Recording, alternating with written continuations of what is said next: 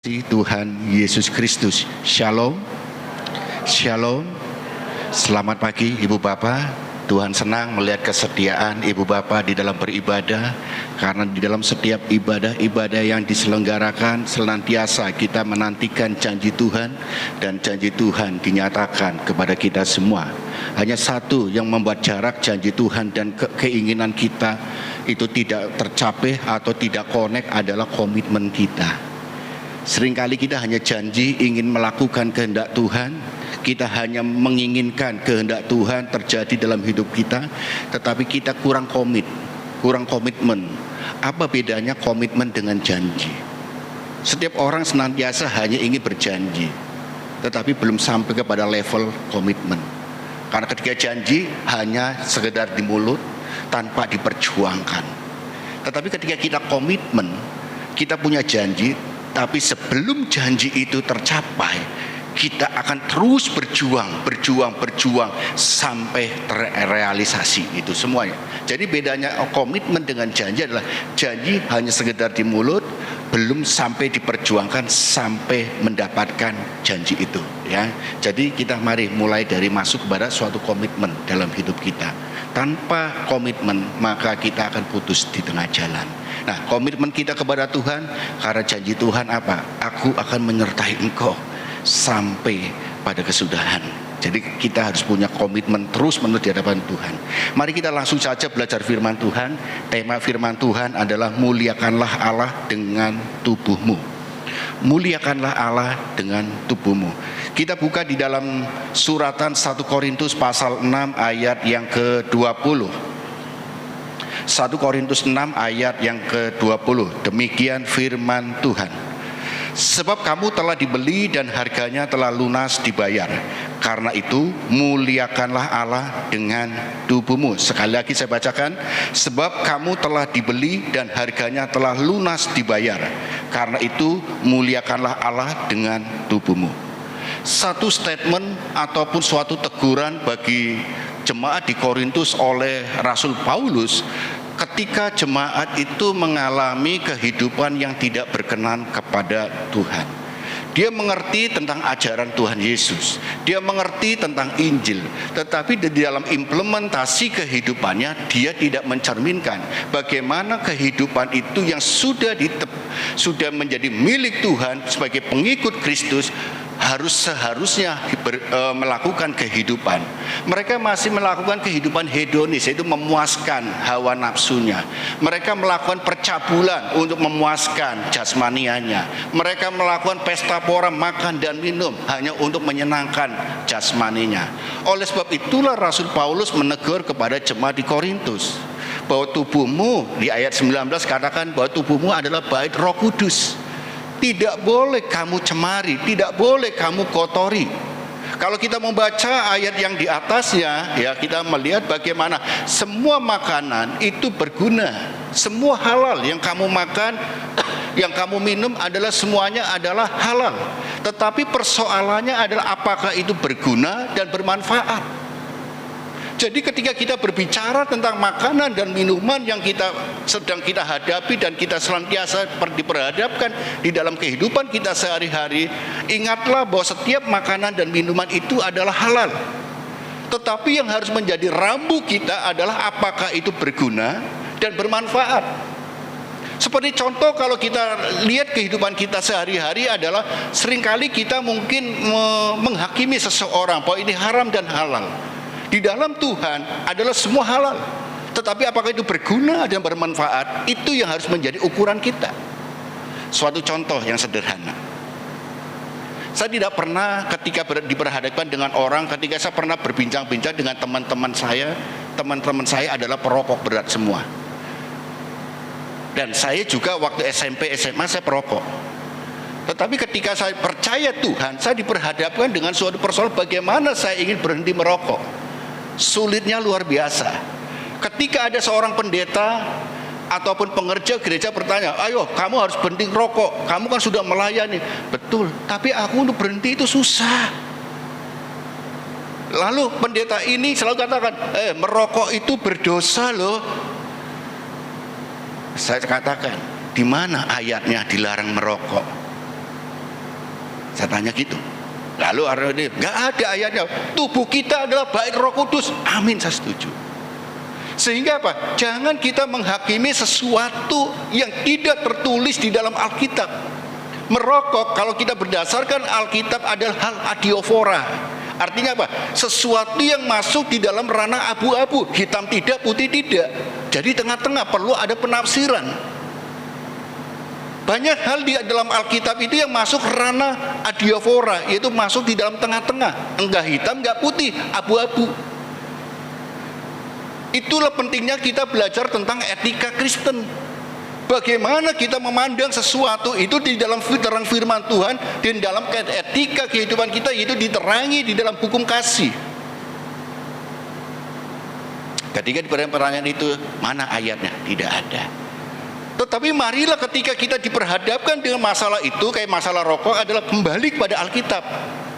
Segala sesuatu apakah berguna atau bermanfaat? Merokok tidak ada gunanya.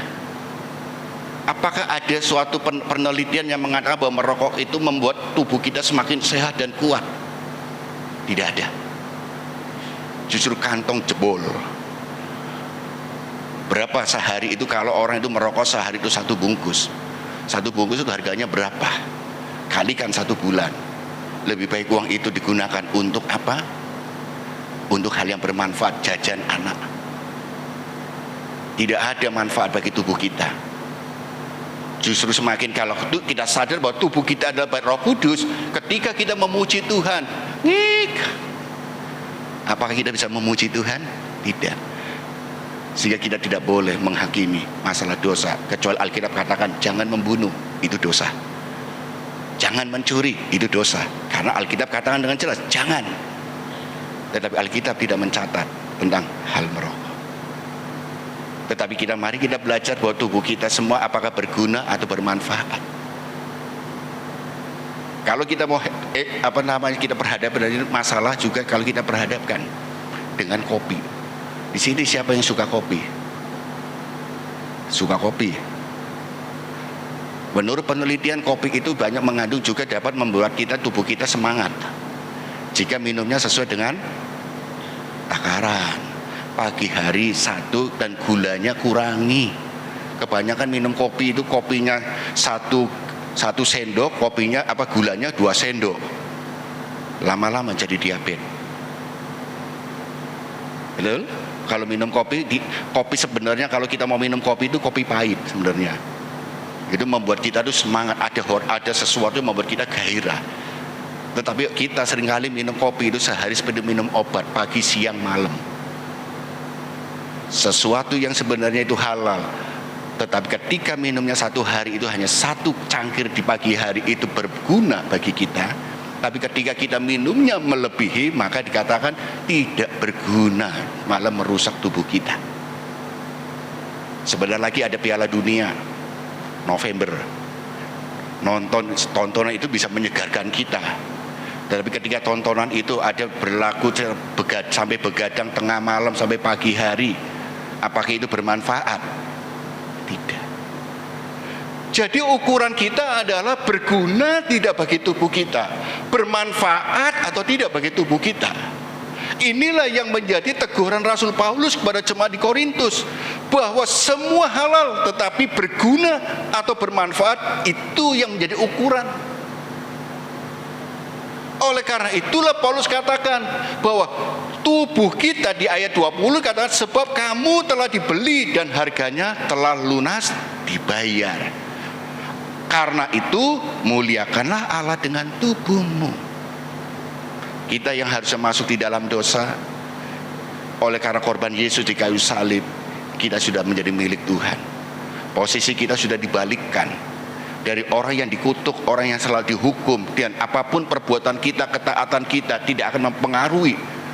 Tapi karena anugerah Tuhan, kita boleh berbangga. Kita boleh merasakan aku layak di hadapan Tuhan, dan aku boleh menyebut ya Aba, ya Bapa.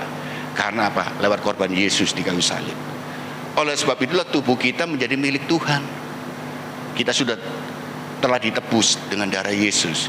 Kita telah dibeli dan harganya telah lunas dibayar. Jadi apa yang menjadi kebanggaan kita? mari tubuh kita diberikan kepada Tuhan. Telah lunas itu berbicara sudah selesai, saudara. Kalau kita melihat apa sih maksud dari telah lunas, sudah selesai. Setelah selesai daripada apa? Kita yang tertawan di dalam hukuman karena dosa, tetapi melalui korban Yesus di kayu salib, kita sudah selesai.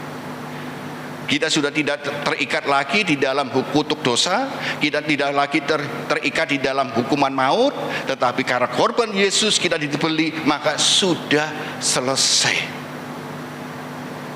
Ikatan di dalam dosa kita sudah selesai. Ikatan kita dengan masa lalu kita sudah selesai. Ikatan kita dengan roh nenek moyang kita di dalam Tuhan Yesus sudah selesai. Sehingga kita patut berbangga bahwa kita apapun segala kuasa-kuasa kegelapan, apapun yang mengikat kita, reh nenek moyang kita atau leluhur kita sudah selesai. Semua tidak bisa untuk menawan kita, karena kita ada darah Yesus, kita sudah menjadi milik Tuhan Yesus.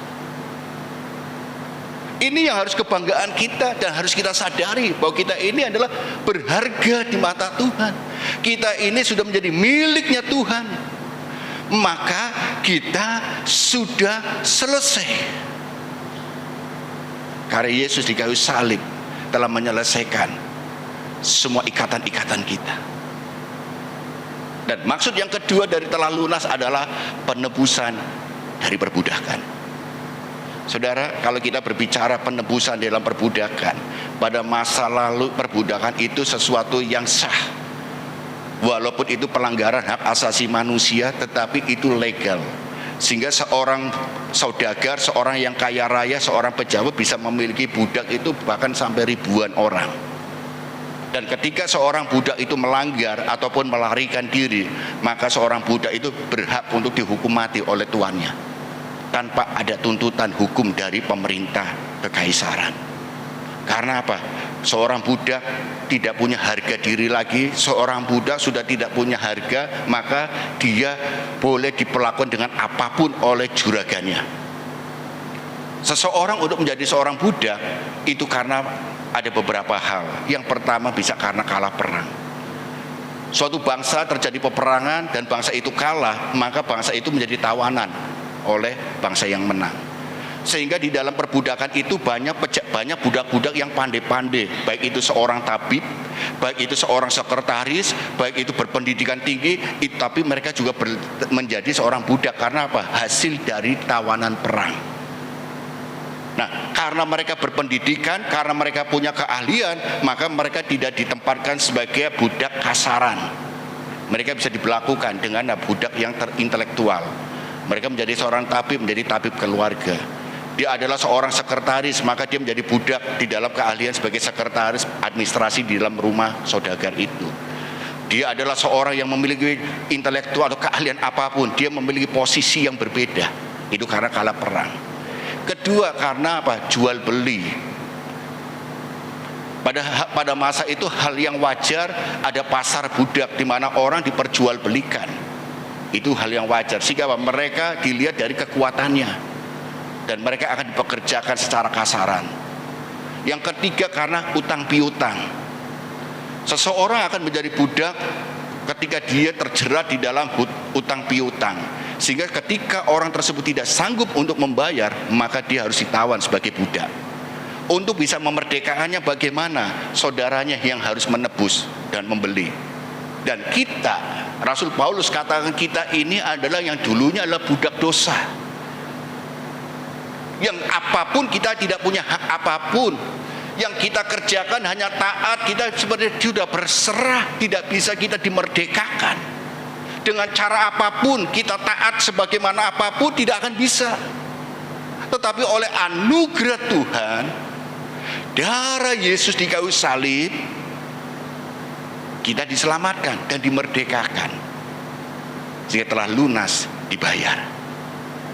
Dan kita sebenarnya menjadi siapa? Maka kita boleh menyebut kita ini menjadi budaknya Tuhan Yesus. Kita beralih dari budak dosa kepada budaknya Yesus. Dengan apa? Dengan diberikan kemerdekaan oleh Yesus. Telah lunas dibayar. Yang ketiga adalah karena pelunasan hutang tadi saya katakan. Oleh sebab itulah ketika kita telah lunas dibayar, tubuh kita segenap aspek kehidupan kita, maka muliakanlah Tuhan lewat tubuhmu. Saudara, ibu bapak dan saudara yang kasih Tuhan Yesus Kristus, ibu bapak adalah berharga di mata Tuhan. Amin. Ibu bapak bersyukur sudah menerima anugerah Tuhan, sehingga saudara yang dulunya menjadi budak dosa, ya apapun perbuatan ibu bapak, sebaik-baiknya ibu bapak berbuat, tidak bisa mempengaruhi, mengubah posisi. Tapi karena anugerah Tuhan, kita sudah dibeli dengan lunas oleh darah Yesus. Oleh sebab itu mari kita muliakanlah tubuh kita. Jangan kotori dengan apapun. Jangan kotori dengan tindakan-tindakan yang memuaskan hawa nafsu kita. Mari kita lakukan kehendak Tuhan di dalam hidup kita. Apa sih kehendak Tuhan yang harus menjadi pergumulan kita? Harus kita tangkap dan kita kerjakan, supaya kita menjadi orang-orang yang berkenan kepada Tuhan, memiliki perjumpaan pribadi dengan Tuhan. Di dalam Roma pasal 3 ayat 23 dikatakan demikian, karena semua telah berbuat dosa dan telah kehilangan kemuliaan Allah. Karena dosa, maka kita telah kehilangan kemuliaan Allah. Tapi melalui korban Yesus, kita telah dibeli dengan lunas, maka kemuliaan Allah sudah dipulihkan kepada kita, dan kemuliaan Allah itu harus kita pertahankan lewat tubuh kita ini. Tubuh kita harus kita berikan untuk memuliakan Tuhan. Tubuh kita harus kita jaga, kita perjuangkan untuk memuliakan Tuhan. Caranya bagaimana? Jangan kotori hati kita, jangan kotori tubuh jasmania kita dengan kehidupan hedonis seperti apa yang dilakukan oleh jemaat di Korintus. Mereka ngerti kebenaran, mereka ngerti firman, mereka ngerti ajaran Injil, tetapi dalam praktikal sehari-harinya mereka masih memuaskan kedagingannya. Dan Rasul Paulus menegur kepada mereka, jikalau kita juga demikian masih memuaskan kedagingan kita dengan kehidupan hedonis untuk memuaskan nafsu kita, keinginan, segala keinginan kita lewat tubuh kita, maka Tuhan melalui Rasul Paulus akan menegur kita melalui firman-Nya ini. Muliakanlah Tuhan dengan tubuh. Jangan kotori baik dengan apapun. Segala makanan itu baik, halal, tetapi apakah berguna atau tidak?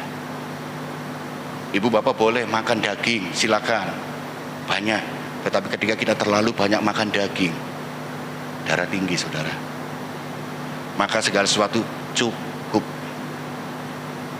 Kita juga harus tahu usia kita. Setiap orang itu ketika kita masih muda kita dibutuhkan, ketika masih kanak-kanak, masa tumbuh kembang, kita diberi makanan-makanan yang bergizi, makanan daging dan segala macam supaya tumbuh dan berkembang. Anak-anak menjadi tumbuh kembang. Tetapi ketika kita masuk usia sekarang, kita bukan masa tumbuh kembang lagi, tapi masa perkembangan saudara. Tidak tumbuh, tapi berkembang. Jadi kalau saudara ingin ukurannya adalah seperti anak-anak, mereka tumbuh ke atas dan berkembang kanan ke kiri. Tapi kita sudah nggak mentok ke atasnya, sudah mentok, tinggal ke kanan ke kirinya saja. Maka mari kita kurangi makanan-makanan yang tidak berguna bagi kita, karena justru membuat kita berkembang saudara, bukan bertumbuh. Muliakanlah Tuhan dengan tubuhmu. Jaga, bukan hanya masalah makanan dan minuman, tetapi juga dengan apa? Kepahitan, kebencian atau apapun yang tersimpan di dalam hati, karena itu mempengaruhi hidup kita dalam kita mempersembahkan tubuh kita kepada Tuhan untuk memuliakan Tuhan dengan tubuh kita. Ada seorang, dia adalah seorang yang rajin melayani di sebuah gereja saudara. Ini ada suatu kesaksian yang luar biasa. Dia terkenal, kadang-kadang orang mengenalnya itu jahat, galak saudara, bukan jahat ya, galak sekali. Semua orang dimarahi, semua orang dimusuhi, sehingga suatu ketika orang tersebut sakit, mengalami stroke saudara. Dan ketika dia dirawat, biasa dia punya kuasa, akhirnya tidak punya kuasa.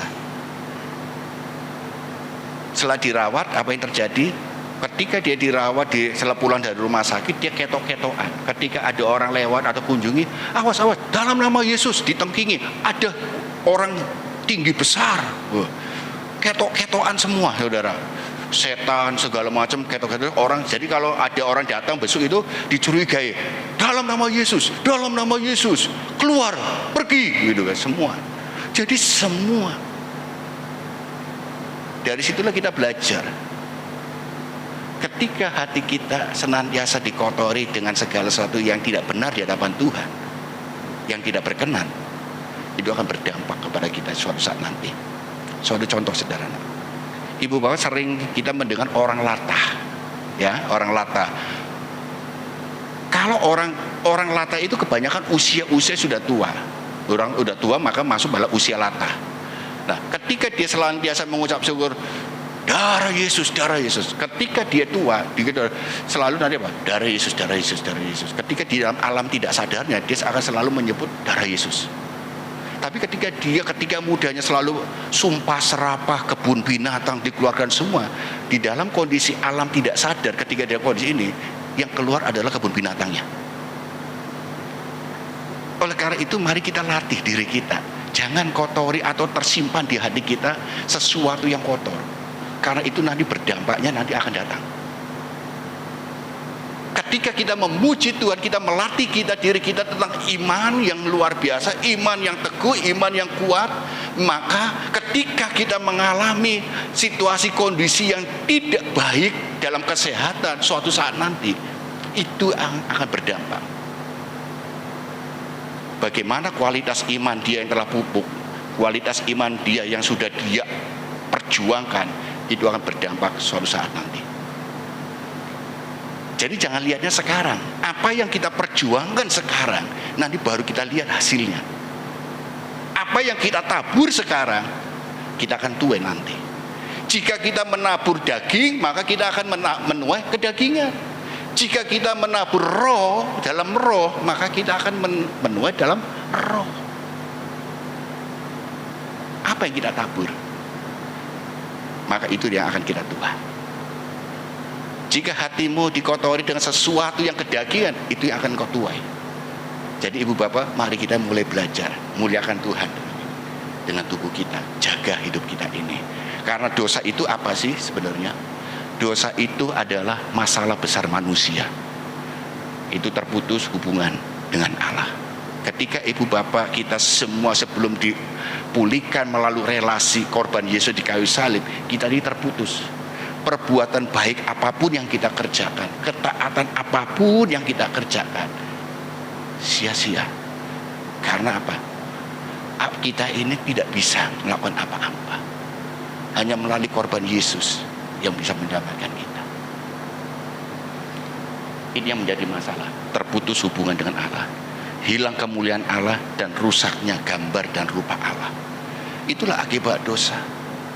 Maka melalui korban Yesus di kayu salib, maka relasi yang terputus, hilangnya kemuliaan dan rusaknya gambar dan rupa Allah, melalui korban Yesus di kayu salib itu dipulihkan, gambar dan rupa Allah dipulihkan, kita mulia lagi di hadapan Tuhan sesuai dengan tujuan Tuhan kepada kita, dan kemudian kita juga apa?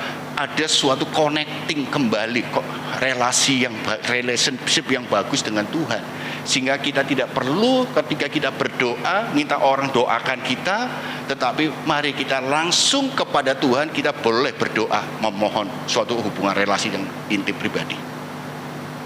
Jadi ibu bapak, dengan pemulihan daripada Tuhan lewat korban Yesus di kayu salib, ibu bapak sudah membangun relasi. Ketika ada persoalan, ketika ada pergumulan, boleh ibu bapak minta bantuan doa oleh kepada bapak gembala, ibu gembala, ataupun para imam-imam yang lain atau para rohaniwan, silakan.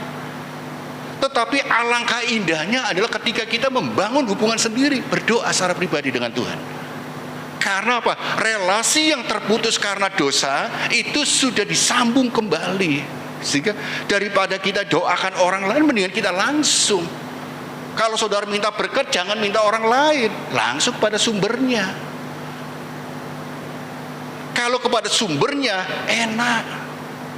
Tetapi kalau kita melalui orang lain, Pak Pendeta tolong doakan usahaku begini-begini, bagus. Tetapi lebih indah adalah ketika kita berdoa langsung, nggak perlu lewat maklar. Coba ibu bapak kalau beli rumah, beli kendaraan lewat maklar, harganya selisih atau tidak? Kita harus ngasih komisi loh kepada maklarnya. Lebih baik kepada, maka kalau kita jual rumah sekarang pun banyak tanpa perantara. Nah, karena apa? Supaya tidak dipotong persennya, ya kan, itu kan. Nah, kita nggak ngomong bahwa pendeta itu maklar, tidak. Tetapi alangkah indahnya negosiasinya langsung kepada Tuhan, gitu kan. Baru nanti yang lain rohaniwan itu mendukung di dalam doa. Karena apa? Toh doanya nanti disampaikan kepada yang kepada Tuhan sendiri langsung lagi. Jadi daripada kamu melalui pihak kedua, mendingan langsung sudah doa. Karena apa? Engkau ibu bapak sudah dipulihkan hubungannya,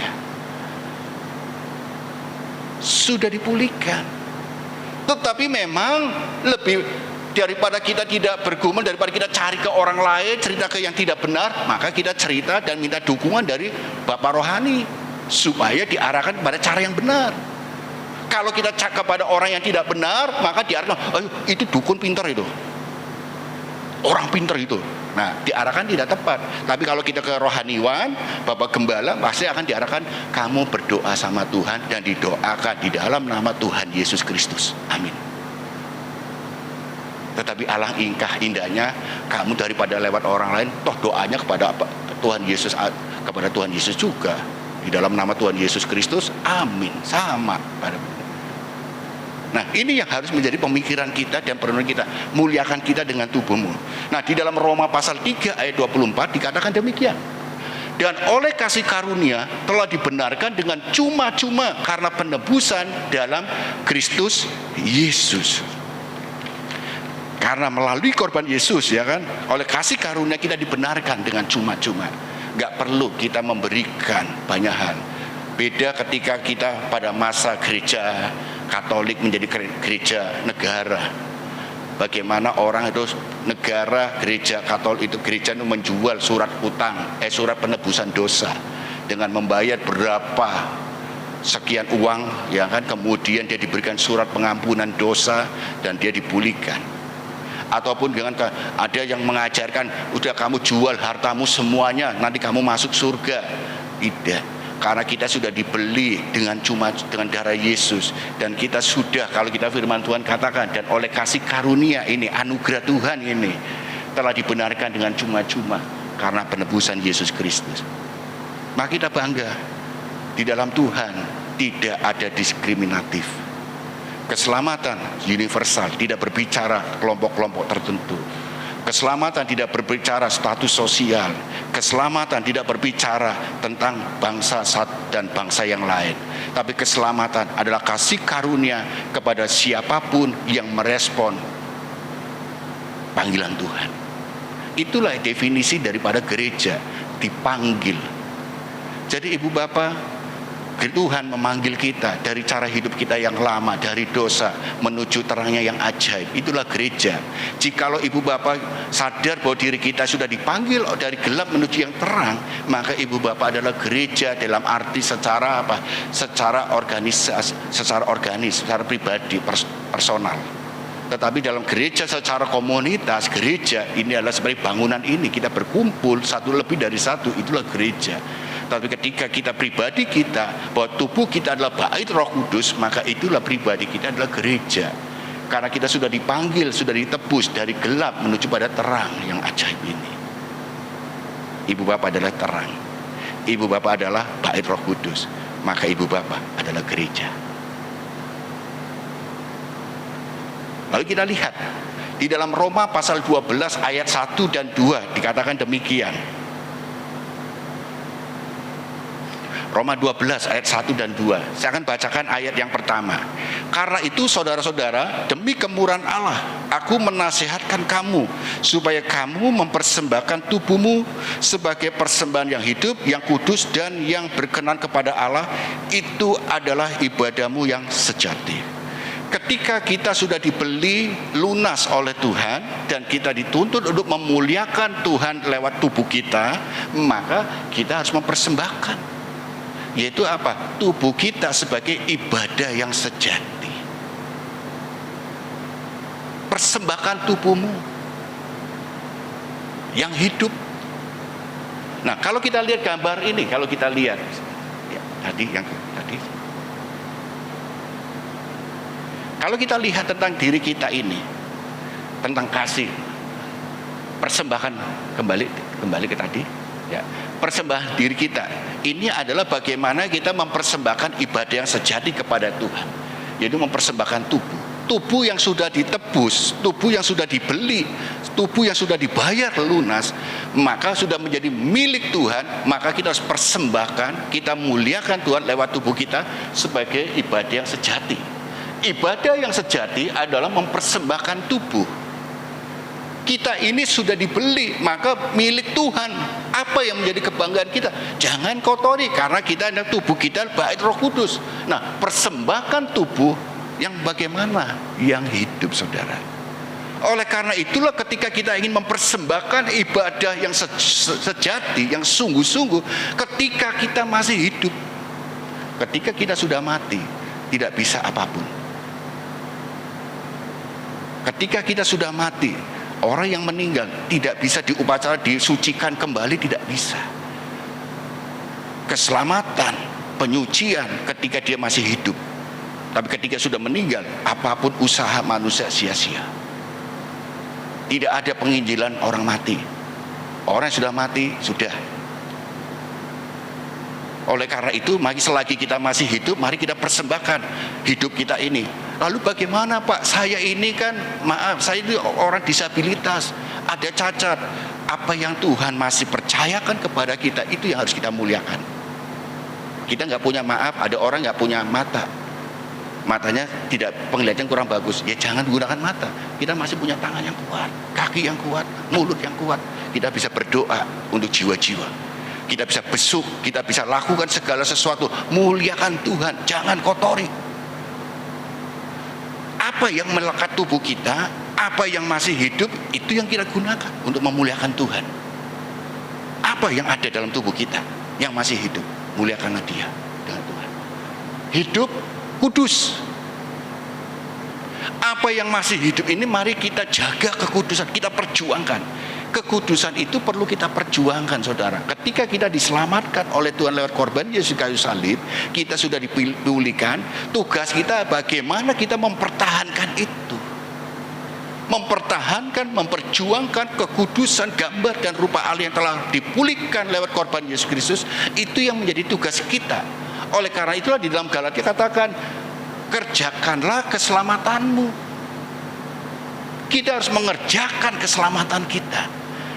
Karena apa? Kita berjuang bukan untuk memperoleh keselamatan, tapi kita sudah diselamatkan dan kita berjuang untuk mempertahankan, melakukan perintah Tuhan. Beda dengan keyakinan lain, aku berjuang supaya aku tujuannya selamat. Tetapi di dalam Yesus Kristus, ketika kita menerima, kita sudah dibeli dengan darah Yesus, kita telah lunas, maka kita sudah peroleh keselamatan. Maka perjuangan kita adalah bagaimana apa yang menjadi perintah Tuhan kita kerjakan, bukan untuk selamat, tetapi upah yang Tuhan janjikan kepada kita. Kudus dan berkenan kepada Allah. Puncak kita adalah apa yang menjadi berkenan kepada Allah. Oleh karena itulah perlunya kita itu setiap hari itu berdoa. Setiap hari kita membaca firman Tuhan supaya kita connect, mengerti apa menjadi kehendak Tuhan untuk kita sepanjang hari ini. Tanpa kita berdoa dan merenungkan firman Tuhan, kita tidak bisa menangkap. Dengan kita berdoa pribadi, kita membaca firman Tuhan, itu mengasah kepekaan kita. Kita berdoa untuk membangun relasi sehingga apapun yang menjadi kehendak Tuhan dalam hidup kita, walaupun tidak sesuai dengan keinginanku, aku tetap bersyukur kepada Tuhan. Kehendak Tuhanlah yang terbaik untuk saya. Itulah gunanya kita berdoa, membangun relasi supaya kehidupan kita tetap on the track. Kehendak Tuhan itu yang terbaik untuk saya. Walaupun tidak sesuai dengan keinginanku, kehendakku, tetapi aku tidak akan kecewa lewat doa dan firman Tuhan. Jadi bukan berarti kita berdoa itu untuk mengubah semuanya, tidak. Yang perlu diubah adalah diri kita. Yang kita selalu nuntut, kita berubah, kehendak Tuhanlah yang jadi. Berkenan. Lalu setelah kita berkenan, kita membangun persembahan tubuh kita kepada Tuhan, ibadah sejati. Baru selanjutnya adalah perubahan diri. Ayat 2 kata berubahlah oleh pembaruan budi. Relasi dengan Tuhan sudah pulih, mempersembahkan. Mari kita berubah. Orang dunia melihat sikap kita, kehidupan kita. Tanpa melihat kehidupan kita yang berubah, orang lain akan katakan tidak ada bedanya dengan manusia lama. Oleh karena itulah ketika kita menjadi milik Tuhan, kita menjadi manusia yang baru, ciptaan yang baru, maka yang wajib ada perubahan diri. Baik akal dan budi kita harus berubah. Kita memiliki sepikiran dengan Kristus, dan kita juga memiliki seperasaan dengan Kristus. Pikiran dan hati kita sepikiran dan seperasaan dengan Kristus. Mengenal kehendak Allah. Ketika kita mengenal, kita sepikiran dan seperasaan dengan Kristus, maka kita mengerti apa sih kehendak Tuhan untuk kita. Apa yang harus kita kerjakan, apa yang menjadi tujuan Tuhan taruh kepada saya, itu kita bisa menangkapnya, kita bisa mengerti ketika kita memiliki sepikiran dan seperasaan dengan Kristus. Mengenal kehendak Allah, apa yang baik, kita bisa menimbang mana yang baik dan tidak. Semua kadang-kadang kita dipertimbangkan dengan pilihan-pilihan, tetapi kita bisa memutuskan segala sesuatu mana yang terbaik. Hidup kita selalu diperhadapkan dengan pilihan-pilihan. Pilihan A, pilihan B itu baik semua, tapi mana yang harus kita pilih?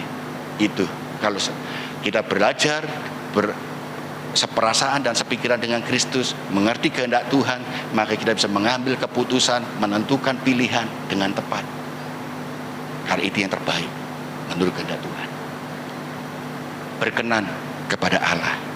Ketika kita dituntun oleh Tuhan, maka tindakan-tindakan kita akan berkenan kepada Allah, dan ini adalah kesempurnaan, sempurna. Inilah perjuangan kita, sehingga kita boleh kata, aku mau sepertimu Yesus, disempurnakan selalu. Ya kan? Kita akan bilang gitu, disempurnakan selalu. Di dalam kita belajar untuk sempurna, pasti akan mengalami jatuh bangun, pasang surut. Kita masih manusia daging. Tetapi ketika kita menaruh pikiran dan perasaan di dalam Yesus Kristus, mengikuti kehendak Tuhan, maka kita tidak akan sampai tergeletak. Tetapi Tuhan akan menopang, dan kita akan cepat bangkit, pulih. Sehingga kita bangun terus, kehidupan kita, iman kita semakin dinamis terus, dan kita akan sempurna beri Tuhan. Lalu kita lihat, saudara, satu contoh adalah Sakeus, saudara. Satu contoh. Kalau saudara membaca kisah Sakeus di dalam Lukas pasal 19 ayat 1 dengan 10, saya akan membaca, saya tidak akan membacakan, tetapi saya akan menceritakan.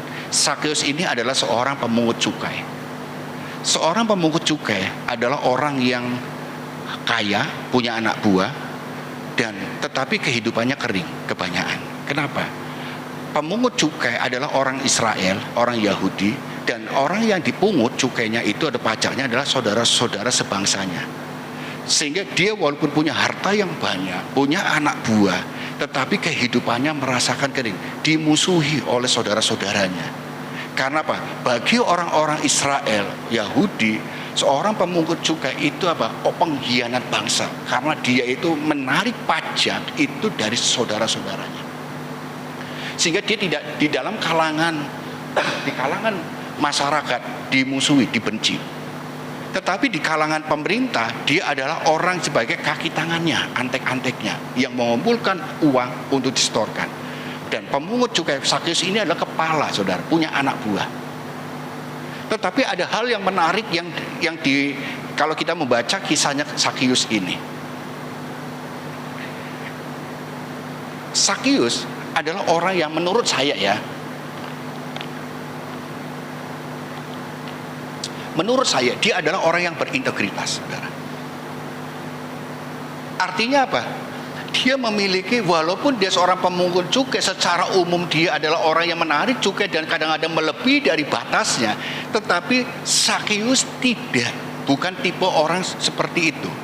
Kalau saudara membaca dalam Lukas pasal 19 ayat yang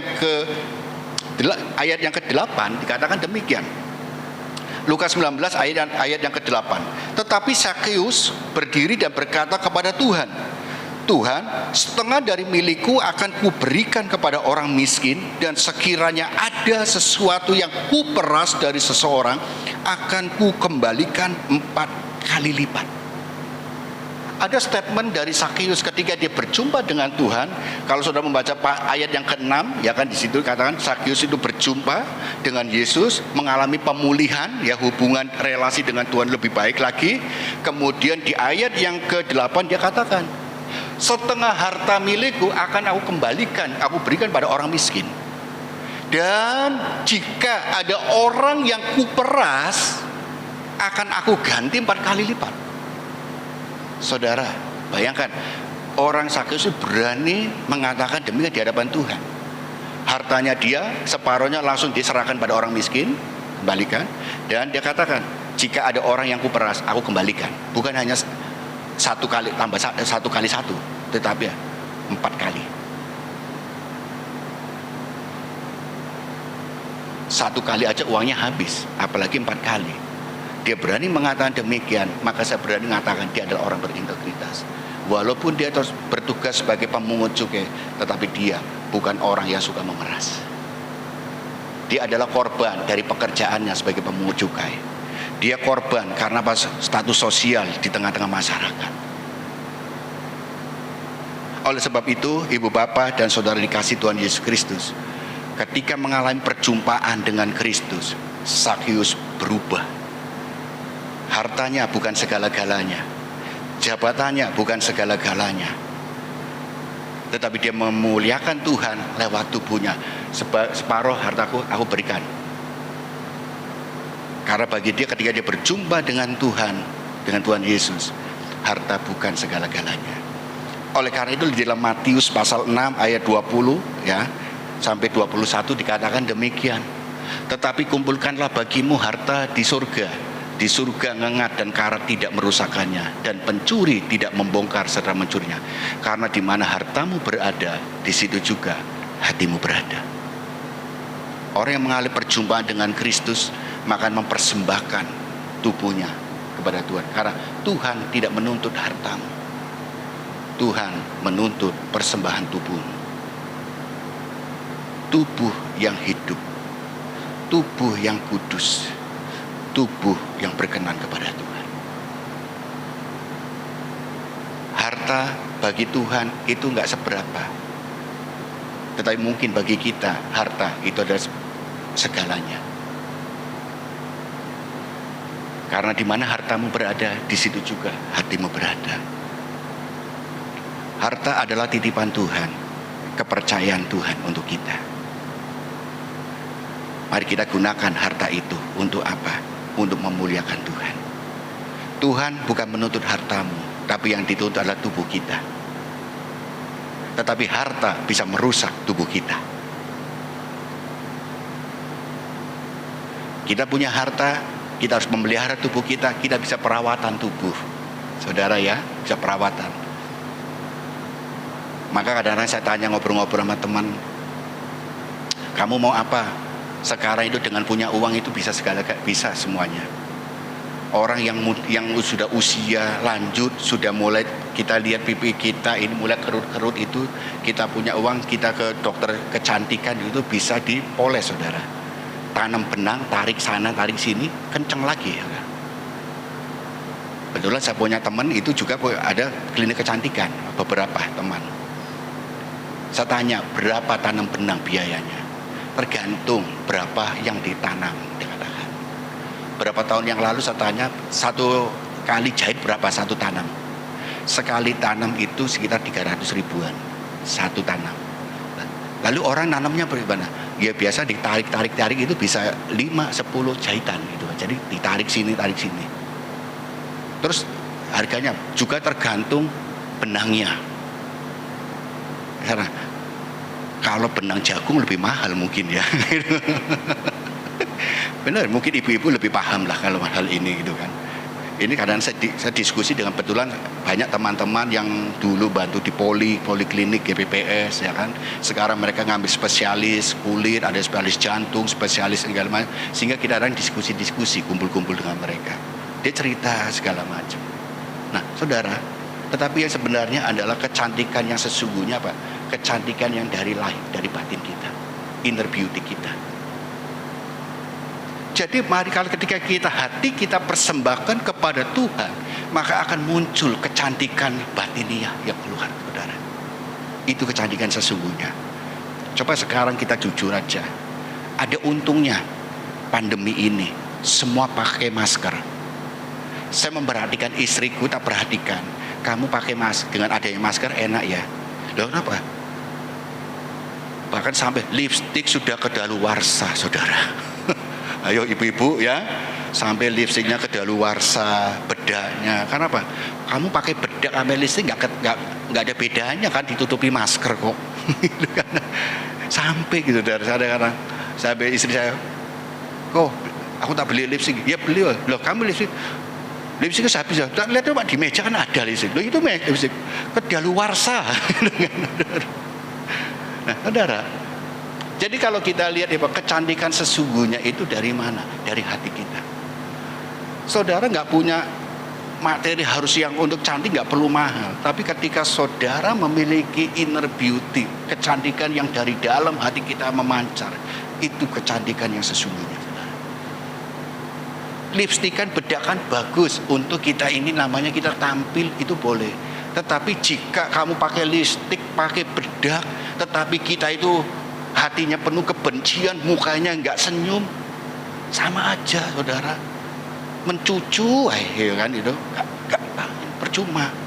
Tapi walaupun kami nggak pakai bedak, nggak bisa, tapi saudara pura senyum dari hatinya, sukacita itu terpancar. Maka bersyukurlah kalau kita ini segala sesuatu itu pada hikmahnya. Yang sesungguhnya adalah ketika kita mempersembahkan tubuh kita sebagai ibadah yang sejati, ada perubahan akal budi, sikap hidup kita, maka itulah yang Tuhan Yesus inginkan. Karena kita sudah dibeli, telah lunas, dibayar, muliakan Tuhan dan tubuhmu. Yang terakhir kita lihat. Yang terakhir silakan. Nah, kalau kita melihat dari Yesus Kristus, ya, kalau kita lihat dari Yesus Kristus, kalau kita mempelajari Yesus Kristus dalam jabatan Tuhan Yesus, kita membaca Injil, kita menemukan dua hal menjadi jabatan Tuhan Yesus. Satu sisi Yesus selalu katakan aku adalah raja, sebagai raja. Tapi satu sisi lagi dia katakan aku adalah hamba. Ada dua jabatan yang kontradiktif, sebagai raja dan sebagai hamba.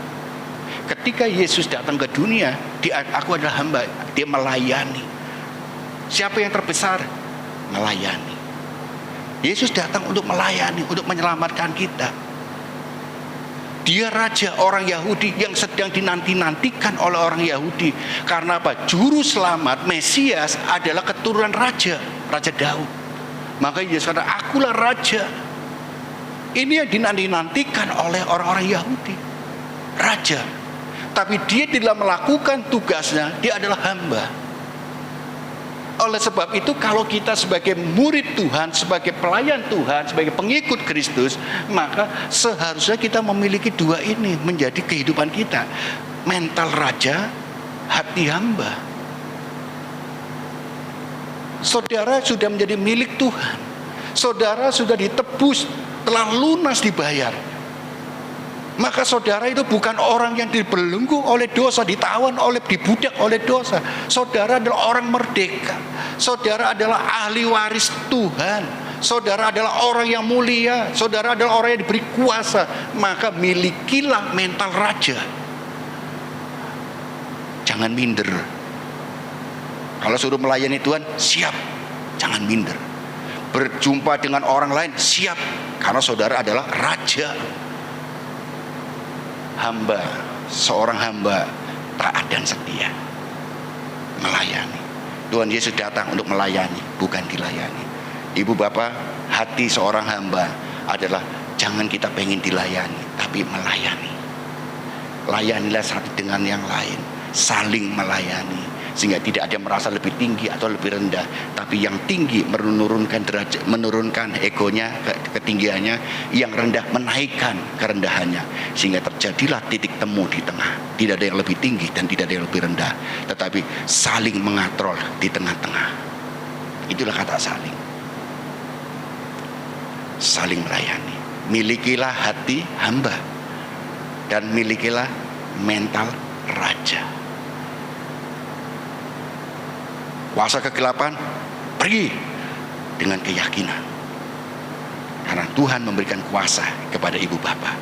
Jangan karena ada orang, ada setan manggilnya pendeta, kita diberi kuasa juga. Doakan, usir. Ketika saudara kita sakit, jangan kita panggil pendeta, kita doakan. Masalah sembuh nggak sembuh itu urusan Tuhan. Saya akan cerita satu hal sebentar. Di situ ada panti werda. Dulu aku mendoakan, banyak sering mendoakan orang sakit. Ketika saya mendoakan orang sakit, jujur, sembuh. Dalam nama Yesus, sembuh. Dalam nama Yesus, sembuh. Sehingga saya sampai sombong, aku merasa diri saya, aku tuh punya karunia kesembuhan. Ketika saya di panti werda ada orang sakit, saya doakan, dalam nama Yesus sembuh. Saya yakin itu sembuh karena saya punya keyakinan, saya punya karunia kesembuhan. Tapi ketika saya doakan, setengah hari kemudian saya dengar dipanggil Tuhan, saudara. Saya doakan lagi, ada yang sakit berapa hari, doakan lagi, dalam nama Yesus sembuh. Pikiran saya, hati saya sembuh. Dipanggil Tuhan lagi, saudara. 4 kali berturut-turut dipanggil Tuhan semua. Jadi saya pikir, aduh aku ini PDM ini, pendeta maut. Sehingga ketika saya suruh mendoakan orang sakit, saya nggak mau. Trauma nanti ketika saya doakan meninggal. Karena saya merasa itu karunia saya. Di dalam pergumulan saya, akhirnya Tuhan sadarkan saya. Yang namanya karunia itu adalah anugerah Tuhan. Maka tergantung Tuhan mau memberi atau tidak. Jangan kamu mengklaim itu permanen. Karena namanya anugerah adalah tujuannya untuk apa? Untuk membangkitkan, untuk membina jemaat, menguatkan iman jemaat. Tugasmu adalah mendoakan. Mati hidup kamu nggak punya kuasa, yang punya kuasa Tuhan. Jadi doakan saja. Ya dari situlah saya mulai bangkit untuk mendoakan lagi. Saya nggak pernah mengklaim aku punya kuasa, aku punya karunia kesembuhan, karena tidak. Tetapi ketika aku berperang di dunia apa, di bidang apa, Tuhan akan memkaruniakan saya dengan karunia sehingga saya bisa menang di situ. Iman jemaat dikuatkan dan nama Tuhan dipermuliakan. Karena Tuhan tidak akan pernah mempermalukan kita di dalam kita memberitakan Injil. Beritakan, doakan. Jadi jangan kita mengklaim bahwa kita punya karunia ini. Oh, tidak. Karunia itu adalah, arti dari karunia itu adalah pemberian anugerah. Ya, jadi ibu bapak dan saudara yang dikasih Tuhan, muliakanlah tubuhmu. Karena tubuh kita sudah dibeli dengan darah Yesus, lunas, dibayar. Amin firman Tuhan. Mari kita tunduk kepala. Saya akan berdoa pada Yesus.